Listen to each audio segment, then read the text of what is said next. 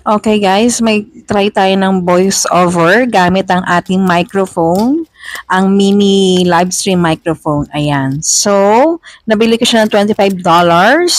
Ayan, sa JP Hi-Fi yan. Kandabulo. Live stream microphone. Ayan. So, open natin. Yan. Open dahan-dahan. Dalawa siyang microphone. Meron siyang 1 and 2. Ito, gamit ko yung microphone na. Yan, voice over. And then, ayun yung USB. Yung USB, ikakabit mo sa phone. Ayan. Wala na, hindi na kailangan ng Bluetooth. Kumbaga, microphone na lang. Yan. Kung ito yung gamit mong phone, ilalagay mo yung USB. Yan. Salpak mo lang yan dyan. Okay? And then, ito yung microphone. Tanggalin natin yung tape. Ayan, pwede mo siyang isabit dyan. O, akala ko kasi pwede siyang i-turn, hindi pala. So, ganyan, paside lang. Ayan. Ayan, something like that. Okay, yan. Pose.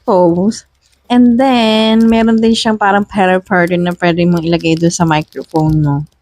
Ayan.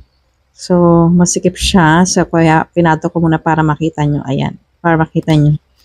Okay. And then, ito naman, akala ko doon yun, pero hindi. Parang sa iPhone siya. Kung iPhone yung phone mo, pwede mo siyang gamitin para magamit mo yung USB. So, hindi ko pa yan alam dyan. Basta, yan. Tapos, turn on na yon para mag-work yung microphone mo. And then, ito yung charger. Open natin para ma-charge natin yung USB.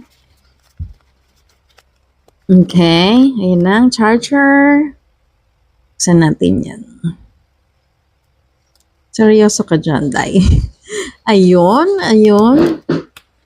So, yan. Pwede mong i-charge ang microphone and the USB. Thank you, guys. Ayun na ang ating microphone.